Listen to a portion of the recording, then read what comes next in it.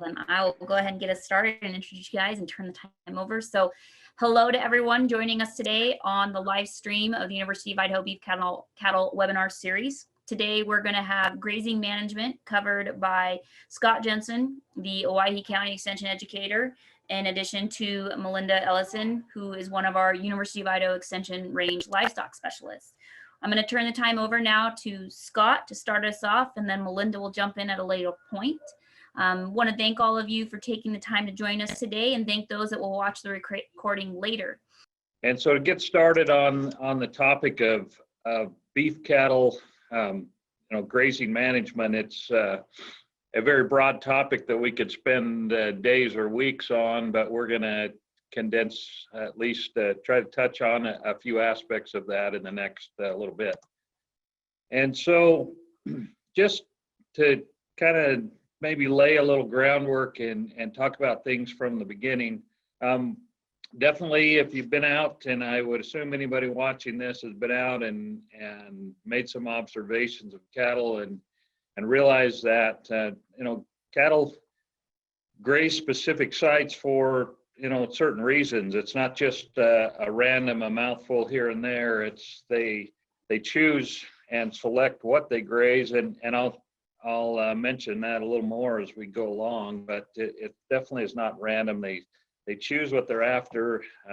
Speaking of cattle, predominantly they're gonna be seeking out grasses, but they're even choosy about, in many cases, what grasses that they do eat. They don't have any upper front teeth, and so they wrap their tongue around, lift the head, pull. And that's the way they bite and select, which has a lot to do with their ability to intake feed or forage. And when you look at availability of forage, which we'll touch on here in a little bit, that can really influence their intake because of how they eat. And so as we move on and talk a little bit about that, what is it besides the grasses that influences where they graze, how they graze, and those kinds of things, and that distribution is really affected quite a bit by the terrain. If slopes that are greater than 20%, it's more difficult, and when you get above 40% slopes, that's even more problematic for those animals. And so they prefer, kind of a leveler, flatter area, but that doesn't mean they can't get up and go a lot of different places, as you know. There are a lot of natural barriers that can affect how they are distributed across the landscape, and is there shade, is there shelter, those types of things. And then what's available, what is there for forage availability at different elevations and different topographies. And so that definitely can play a role in how they are distributed across the landscape. And then one other factor, what kind of predators are out there. In certain parts of Idaho, predators, especially wolves, can definitely impact what that distribution looks like. And so those are things that we just have to be aware of. Other things, if you look at that upper left picture, the rocky ground, boy, you get rock cover like that, it's going to be pretty tough. One, there's not a lot to eat through that kind of country, and two, just the roughness of the terrain is definitely going to be detrimental. Or places with a lot of down timber or really swampy places, just all of those things are going to have an effect on how livestock utilize the landscape. And then perhaps one of the factors, maybe one of the biggest factors in utilization or distribution across the landscape would be water. Cattle have got to, on average, drink 10 or 15 gallons a day. And so, a lot of distribution is affected by what that distance to water is. And I'm going to show you a couple of slides here in a minute that actually look at, distances and what percentage of time cattle spend there in comparison to what those distances to water are.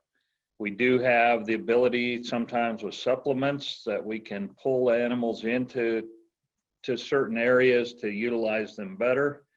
And there are some other things, maybe some areas where there's some naturally occurring salt licks or some kind of mineral that's predominant in the area that animals would seek out. And so those things will influence it. Sometimes distribution is affected by what we do.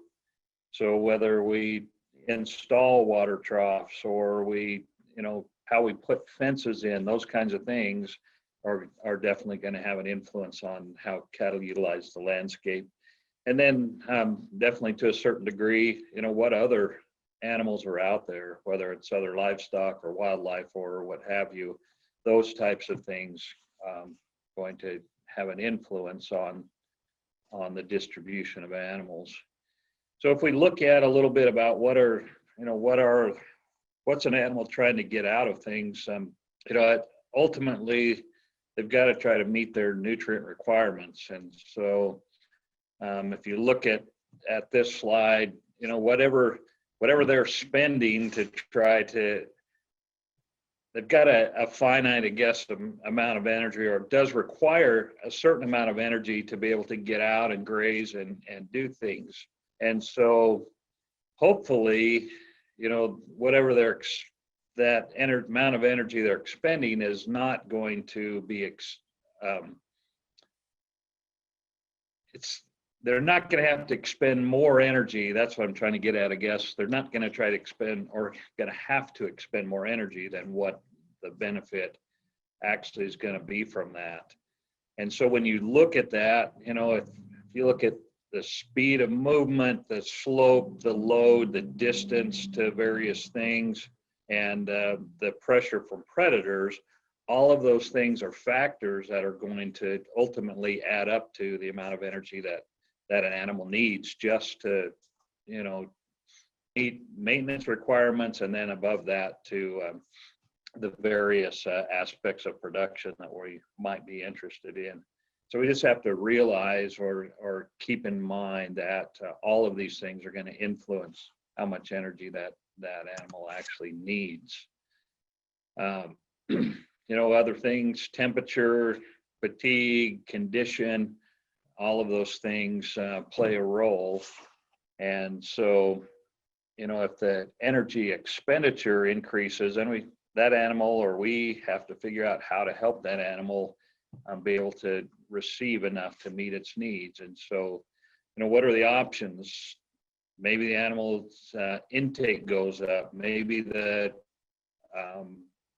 quality, so it goes up, and quality could be provided by us artificially through supplementation, or maybe quality goes up.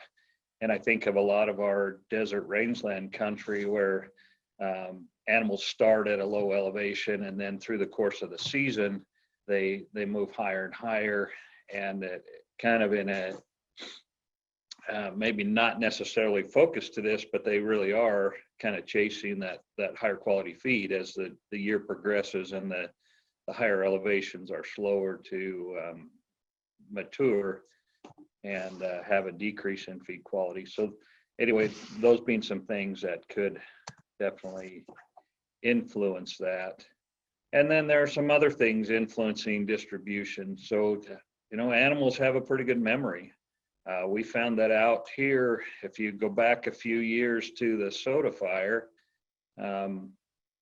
we had some producers in search of grass who ended up finding some grazing in some unfamiliar areas, and those animals didn't have the memory, or they really didn't know that landscape, and it provided some real challenges. And so typically these animals return to the same pastures every year. They know where water's located. They know different things about that landscape they're familiar with, and it certainly aids them. Sometimes we may want to look at multi-species grazing and to better utilize the whole resource. We look at grazing with the different classes of livestock or even different species. And then ultimately too, we can look at fencing. Can we change some things around that would help us to better utilize or better distribute livestock across the landscape? And I've got a few slides that will speak to that. So, the number one thing still gets back to water. How far is water? Water affects everything. When you look at the two pictures here on the bottom, just as that picture to the left shows the distribution with one water source on looks, at least on the top of the picture.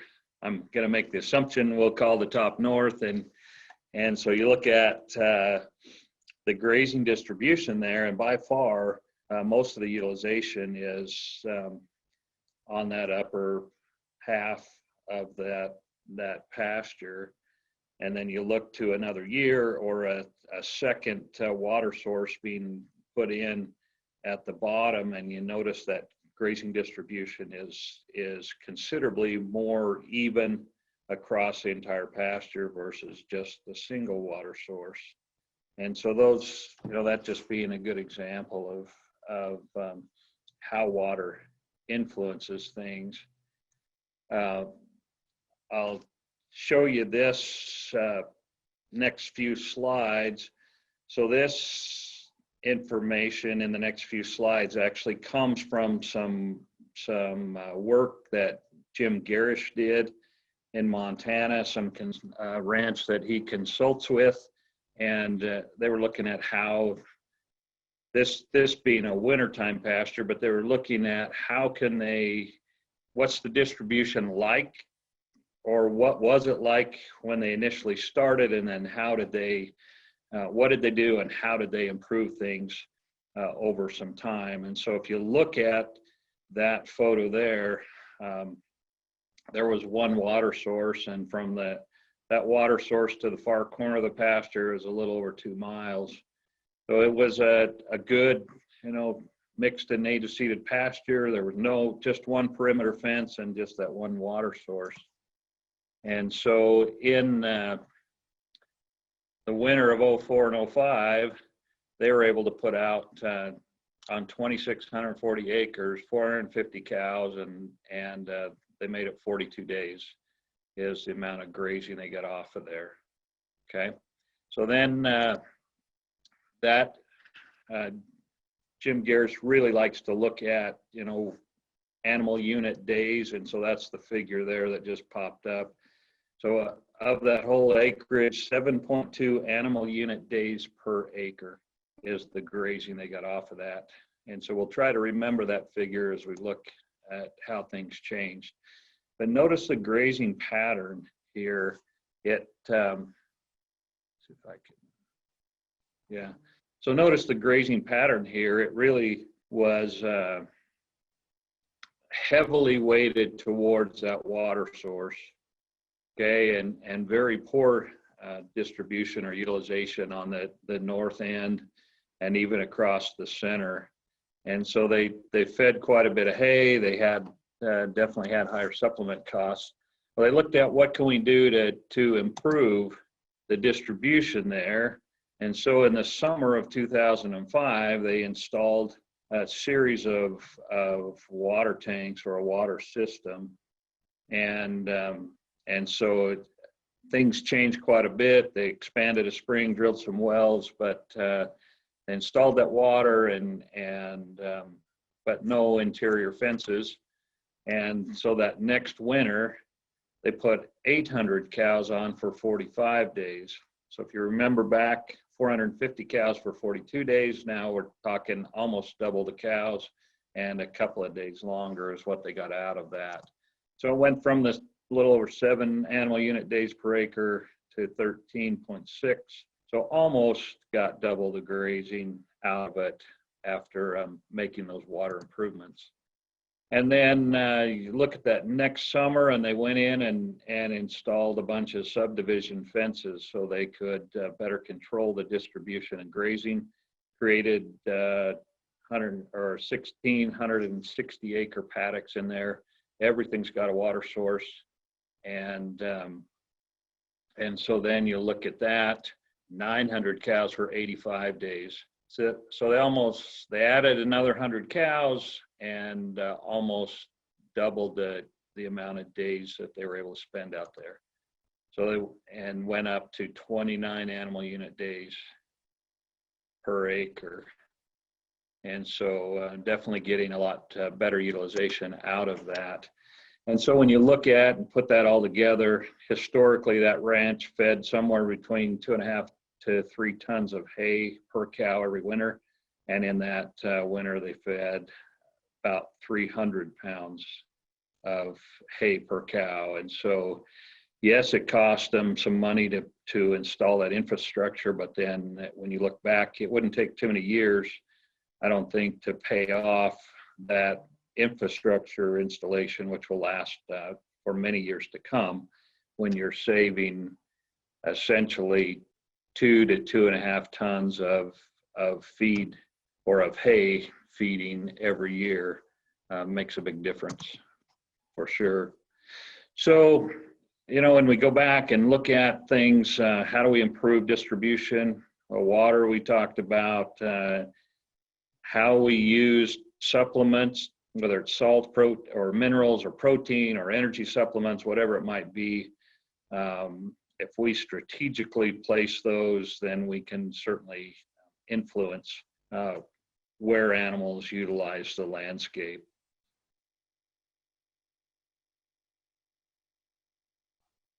And then just looking on, how does that forage change over the course of the season?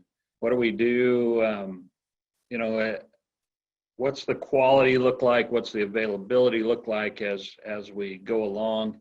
And for most of Idaho, and I would get, well, actually, I think I could say pretty much all of Idaho, we're mainly dealing with cool season grasses. And so when we're going to follow that bottom solid line on the graph, we end up gets towards late spring, early summer, we get our highest production typically, and then it tapers off over the summer. We a lot of times get a little bump in the fall as temperatures cool down a little bit, and then things go dormant after that. We don't have too much in the way of tropical or warm season grasses, but we do definitely follow that curve. And so when we look at that, what does that, how does that affect the quality of the grass? As you look at, this is kind of, or this is availability, how does quality vary? And so, I guess the main point here is that just because forage is available doesn't mean that it's good quality forage. And so, ultimately typically we're trying to kind of balance when is a sufficient amount of forage available versus the quality of that. So we can always hold animals off of, whether it's an irrigated pasture or whatever, you can hold animals off and definitely increase the availability. But as plants mature, then the quality of that forage starts to drop off. And so there's kind of a balance there. In rangeland settings, maybe we don't have a lot of choices here, or at least our choices are a bit more limited. But this would be typically why we follow that pattern of starting in the low country and moving higher, just to try to stay and keep the animals in some forages that are not quite as mature as others. And so as you look at this is some data from Nevada that was gathered by Robertson and Terrell and then adapted by Dr. Jim Sprinkle, but kind of just gives us an idea of looking across on the yellow line, crude protein, a little over 6% being required for a non-lactating cow. And then you look at the various forages, when do they kind of cross that threshold? And you'll see that most of them, it's kind of, between mid-August and first part to middle of September, somewhere in that range is typically when those forages cross that threshold. So our range forages in general, at least these, native grasses do a pretty good job of providing for a cow's needs, but no surprise that as the season progresses, then that quality starts to drop off. And so then we look at what's the window of time, when do we maybe need to look at some supplementation.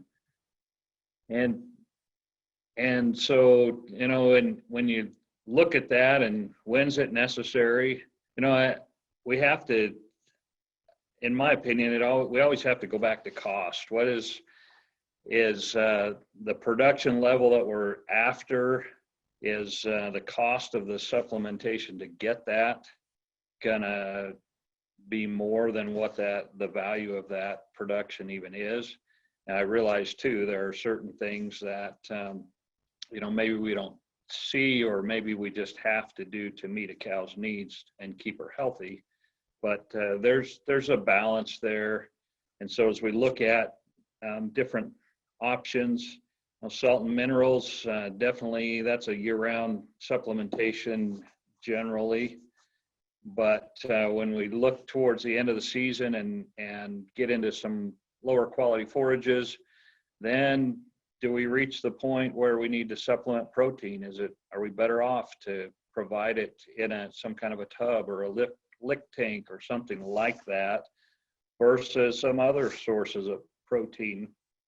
Sometimes, depending on the situation, just supplementation with plain old alfalfa hay is less expensive than some of these other things. And so it's got to always be a case of balance. Now, keeping cows out on the range, certainly it's not supplementing with something like alfalfa on a protein deal is not really much of an option there. But maybe when cows come home, and for example, in Southwest Idaho, they spend a lot of time on corn stalks. And I think that quite often protein could be supplemented cheaper using a good quality hay every few days than using, some molasses tubs or whatever else. It's one of those things where producers really should weigh it out. Then lactating animals, maybe we wean calves early or do something like that, or whatever else we need to do. But I always think it's important to look at all the options, not just take the normal or, the traditional way of doing things. But maybe the traditional way is the best way, but we certainly ought to weigh that out first before we just follow along. So just the last couple of things before I turn it over to Melinda, I wanted to share just a couple of slides out of a research project that we did in Southwest Idaho. And we were really wanting to look at how the quality of the forage changes over the course of the season and kind of when is that breaking point where supplement is needed. And so we did this just trying to look at seasonal effects on the forage for crude protein and TDN and minerals, and compare. The other thing we did was compare that with clip samples, and then, like I mentioned, looking at timing. And so this was done in the Reynolds Creek watershed in Southwest Idaho. Pretty typical, I would say, of desert rangeland country. And we had in there, we had 4 fistulated cows that we would capture every couple of weeks and collect samples out of. And it's a great summer fun time activity and smells really good in the middle of July. But we learned a lot of good things. And so just a couple of graphs out of there. This represents 2 different years, quite a bit of difference moisture wise, which I think answers the question why the variability in protein from year to year, one year being a lot drier than the other. And so, but as you look at that, clear until, about September, we were, September in 2007, we were pretty good on crude protein. Energy levels, now that's where it got a little more challenging. And so energy levels, usually by early part of July, it had dipped down to where really weren't quite meeting what the cow's needs were. And then we look at things, it was interesting, we looked at different minerals, and I wanted to include this graph just to show in this area, boy, the iron in the iron in the soil and thus in the plants, iron levels were above that dark line being the NRC max iron level. And so iron levels quite a bit of the time pretty high and high enough to potentially be inhibiting a cow's ability to utilize some of the other minerals in it. But when we look at all those things together, what the averages were, what the requirements are, and were they adequate or not. Overall, crude protein pretty good. Energy or TDN 96% of the time was sufficient. Copper, well, we got some question marks there because of that next, when you look at that iron, we really think that iron was probably inhibiting the sufficient copper absorption. Lots of manganese and not terrible on the zinc, but below nutrient requirement. And so, we overall crude protein was pretty good, TDN not too bad, but our biggest concern there was probably the copper and iron antagonism. And so, looking at that, that slide kind of reiterates what I already said.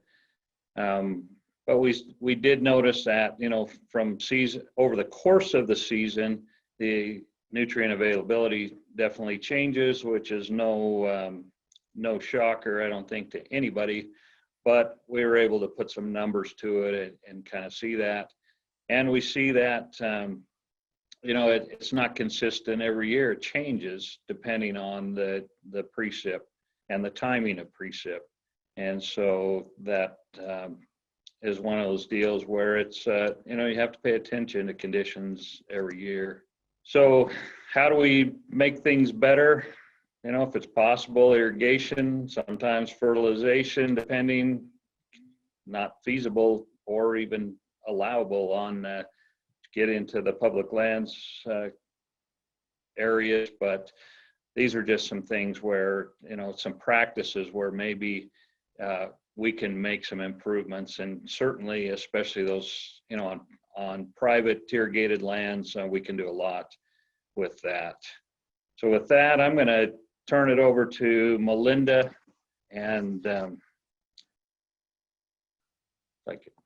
we go. Figured out how to stop sharing. I'm going to turn it over to Melinda to take from there and talk about some systems and the stocking rates. All right, thank you.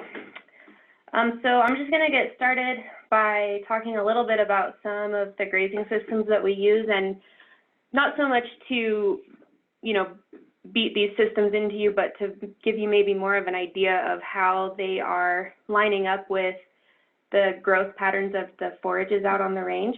And then I'm going to talk a little bit about how to calculate some of the stocking rates out there as well, just as a reminder to everybody.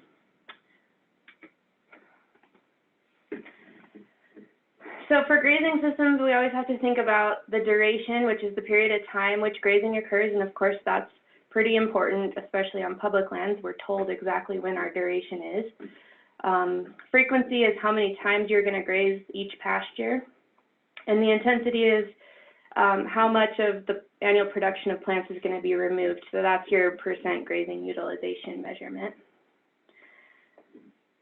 So when we think about managing grazing, one of the things we need to do is combining all of these things for both production, but also our plant health and regrowth, because at the end of the day, beef producers are probably more so farmers of grass, right? So that's the most important thing, is making sure that what we're doing in our grazing systems is helping our plant health. So I just want to direct your attention to this little graph here first and foremost, because grazing, what we see on top, affects what the roots look like underneath. So as you can see, if we graze for a short period of time and then we get some good regrowth, our root base is going to stay robust and deep. So the longer they have to recover and the shorter duration of time that they're grazed is the best for root response. If we're going to graze for a long time and let it recover for a while, then we still see that there are some good roots on it, but we're losing root mass dramatically by having the longer grazing season and the shorter recovery period. And then, of course, if we're going to graze year-round and we're taking those plants off to the ground all year, every year, the root base is going to really get to the point where it's unhealthy. So I just want to direct your attention to 3 of the common grazing strategies that we see. And most of the time, it's no fault of your own, especially on public lands. These are not really something that you can change. But when it comes to continuous grazing, as Scott talked about, the cattle are going to choose plants that they like. So if they're out there and they can continually graze off a specific species of grass or whatever it may be, then that specific grass is going to start having this shallow root effect. And so what ends up happening is these plants that are maybe a little healthier, that those animals aren't eating on repeatedly and for a long duration, are going to start growing in, and you're going to see a shift in plant communities, and you may even have a deleterious consequence for some of those plants. So continuous grazing, if possible, not your best option, even though we know that because those cattle can graze the things they want, performance actually looks pretty good. But long term, you're really hurting yourself and your pasture by doing that. Rotational grazing is one that's traditionally used. Of course, this is when you're grazing one pasture and then you move to the next pasture. Ideally, you want to give those pastures about a month off to recover, or in some cases, we get a full year off. The biggest challenge with rotational grazing is that it gives you that better recovery time, but it doesn't always fit your plant physiology. So if you're grazing in early June every single year, which we're going to get into a little bit more on the next slide, but you're grazing the same plants at the same time period and you're not allowing them to have that full growth curve. But you do get a better distribution of grazing when you don't give them the opportunity to be as selective. Of course, rest rotational is when you take one of those pastures out and do not graze it, a different pasture each year.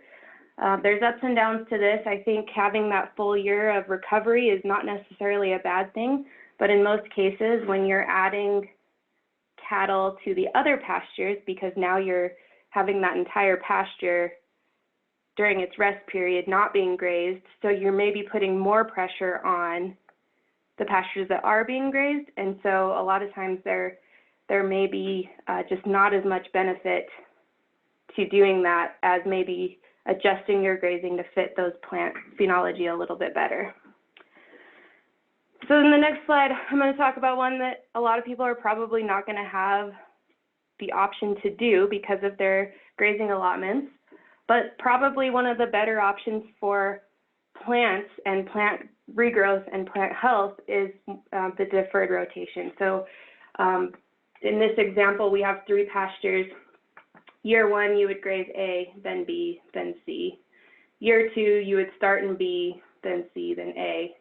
And year 3, start in C, then A, then B. And so that rotates the timing of grazing so that the plants maybe have a better chance of having that growth curve. And so if we look back to this growth curve for warm season and cool season grasses, of course, we have some that are peaking early, some that are peaking in the middle of summer. And if we do a traditional rotational graze on them, we're always hitting this pasture in May and June, always hitting pasture B in July and August, and always hitting the third pasture in September, October. And so what ends up happening then in this first pasture, we're grazing our warm season grasses before they get to their peak growth. So for the cattle, that's great because the quality is probably pretty good on those. But every year, if you graze that at the same time, those warm season grasses are never going to reach their peak, never going to be able to reproduce. And so you're probably going to start to see a decline in some of those grasses. And on the flip side, you're grazing in this pasture every single year, just after your cool season grasses peak and are on their full mature level. So then if you were to start doing a deferred rotational system, now the first pasture would be grazed in the middle of summer, second year, and late summer in the third year, and so forth. And so you can see then if we're not having heavy grazing on an individual plant year after year at the same time, you start to get that better root system growing. And of course, I would be remiss if I didn't talk about management intensive grazing, although I know this is only one for those of you grazing on irrigated pastures. But this is a really great way to keep your pastures diversified. The plants are healthy. You get on them for a couple days, graze them off, and then leave. And so those root systems are not being affected as much, and the cattle are forced to not be as selective. But you do have to be careful to move them as they reach that certain level of intensity that you're looking for. So visiting a little bit more about how we stock pastures, animal unit months is how we run, of course, on public lands. And that's the number of animals that a pasture can support for 1 month. So 1 AUM is a 1,000-pound cow and her calf. And so every public lands permit will be a given number of AUMs, and that is based off of a 1,000-pound cow, which more than likely your cows are not 1,000 pounds, but that's the way that we look at things from a public lands grazing standpoint. And the assumption that we're making then is that this 1,000-pound cow and her calf will eat 26 pounds of dry matter forages per day. And dry matter does matter when we're making these calculations because the wetter the forage, that means there's more water in it, and so they will have to eat more of that forage. So when we're calculating these numbers, of course, we want to try to do it always on a dry matter basis. So we can calculate both the carrying capacity, which is the maximum number of animals that a pasture can support, and the stocking rate, which is the number of animals in a pasture over a given time period.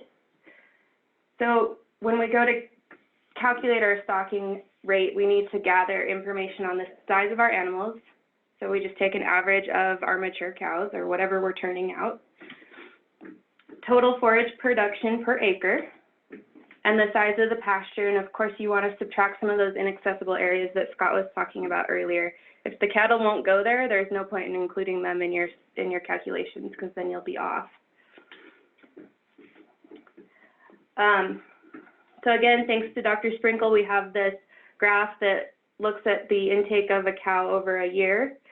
And when she's out on range, we're seeing that she's hitting about 30 pounds of forage a day. And of course, our calf is starting to eat a little more. But we go ahead and calculate it on 26 pounds per day, average. So how do we adjust then if our cows aren't 1,000 pounds? Every 100 pounds of extra weight that that cow has, you'll add a 0.1 for your animal unit equivalent. So if one cow that's 1,000 pounds with her calf is 1 AUM, then a 1,200 pound cow with her calf is 1.2. And I'll show you how to add that in to your calculations. But first, we have our animal weight, and now we need to know what our forage production is out on the range. So the most accurate way to do that is to go out and take vegetation surveys so we can clip within a known frame size, and you'll want to do this in several places so that you get a good average for your forage availability. And then you can talk to one of us at the university and we can help you do some forage drying, or you can air dry, you can use your microwave. There's a number of different ways to dry that forage to get yourself a better idea of what the dry matter is of that forage. The other thing that you can do is if there is existing data available, if you're on public lands, they may have some of this. You can use that data to get close. But one of the things you have to remember is that it can and will change from year to year. And so if you want to be really accurate, you want to go out, every year and get this value, or at least several years, so you can get a good average. So you take that dry weight that's within the frame, and as you can see, just as an example, I used a 1 yard size frame. You can use any size frame if you can, translate that eventually into an acre. And let's just assume we clipped a 1/4 pound of forage within that frame. So of course we take that pasture, subtract away the inaccessible areas that the cattle aren't going to use, and then you can calculate the forage availability. So these are all going to be available online when we upload this video, so feel free to just take these numbers, plug and chug, and get to where you need to be to have these values.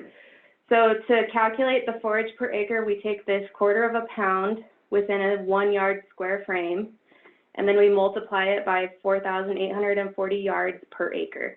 So that tells us that we have 1,200 pounds per acre of dry matter in our pasture.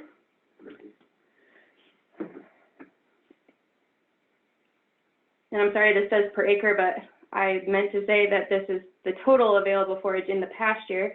So assuming that we had 1,000 acres, we could multiply that 1,200 pounds per acre times the number of acres in the pasture. So we end up with 1.2 million pounds. So then the next steps are, we have our total pasture production. We want to determine the available forage, which is how we include that grazing utilization measurement. So if we want to go by the take half, leave half standard, we can, add in that 50% grazing utilization value. We determine the pounds of forage needed per animal, and then we go ahead and calculate our stocking rate. And I'll walk through this with numbers so if you guys can get a better idea. And then we convert those AUMs. And see, of course, if you were just calculating stocking rate on your public lands and you're only doing it for a 1,000 pound animal, this is where you would stop. If you want to know truly what your animals are going to eat and the stocking rate according to the size of the animals you actually have, then this is that step. And then you can calculate how long that they can be on the pasture. So for this example, I'm assuming that our cows are 1,400 pounds and they have calves. We have a 1,000 acre pasture. We already know that it produces 1,200 pounds of forage on a dry matter basis, and we want to achieve a 50% utilization, and we have 3 months to graze. So the first step, of course, is figuring out the available forage. So you had your 1,200 pounds per acre times your 1,000 acres, and then you multiply that times 0.5, which is your 50% utilization value. So what you end up actually having available to your cows during that time period is 600,000 pounds of dry matter. And then to calculate how much your animals are going to eat, assuming that we have a 1,000 pound cow for our 1 AUM times 80% of her body weight over a 1-month period, she's going to eat 800 pounds per month. So then to calculate the stocking rate, we take that available forage, 600,000 pounds per acre, or this is in the pasture, I'm sorry, divided by 800 pounds per month. So we can put 750 animals out there for a month, and that would use up all the forage at 50% utilization. And then this is your standard public lands 1,000-pound cow, calf pair, AUM that we use for BLM and Forest Service. But as we know, our 1,400-pound cows are going to eat more than that. So this is where you take into account that she's a little bit bigger. So we take that 750 animals per month and we divide by 1.4, which is the animal unit equivalent for a 1,400-pound cow. And in this case, we can put 535 animals per month out. But we said we had 3 months that we were allowed to graze. So we take that number of animals divided by 3. So we can really kick out 178 pairs for 3 months on that pasture. Of course, that's not always how it goes, right? Sometimes you have 700 cows that you want to kick out there. So instead, we take that 535 animals per month that pasture will support and divide by 700, which gives us 0.76 months that we can be out there, or 23 days. So that's how you can bounce back and forth between those. So I hope I didn't go through that too fast. Feel free to email me. I can help you with that if you need it. Or you can just take these values and plug them in at your own leisure. Some of the things that we have to consider, again, we already considered our forage production, our desired utilization, the size of our animal, and we took out the parts of the pasture that our animals traditionally don't use. But the other thing to consider is we have some variation in topography usually, and so like if you have an area where your riparian is going to be hit harder and you're going to get in trouble for that, you have to take that into account. Your season of use is also important, because if you go out and clip and get all your measurements taken care of, there's also a little bit of growth that's probably going to occur during the time that you're out there. So that's something you have to think about. Trampling and wastage is more important when you're in a pasture that is going to be used more intensively. So an irrigated pasture, for example, the cows will do some trampling of that forage, so you can include that in as part of your calculations. And then, of course, we all have that one pasture that the elk spend a lot of time in, and so sometimes you have to go ahead and include that as a factor as well. So I just wanted to throw this in just as a recommendation that I have for people who want to do this kind of management on their pasture, but it's a public land allotment. I would still go ahead and make a grazing management plan that includes things like ideal pasture rotation, stocking rate, etc., as if it was your own property, and share it with your range management specialist. Because if they can see that you're putting in the effort to determine best management techniques, they may work with you to help change some of your grazing dates or your rotation or whatever it may be, or even add in a little bit of AUM flexibility if you have not had poor range measurements. So it's just something to think about. Provide that forage availability, especially if they're undershooting it. And also, going back to some of the information that Scott shared with us, you know, if you have ideas for implementing new water sources or putting in a new fence or having a new supplementation strategy, those are all things to work with your agency and potentially get some more flexibility put in there. So if you do it early, by the time it comes time to free consults, potentially that could be included in there. So just an idea. And that's all I have. So again, join us next week. Dr. Sprinkle will be visiting with us about outcome-based grazing.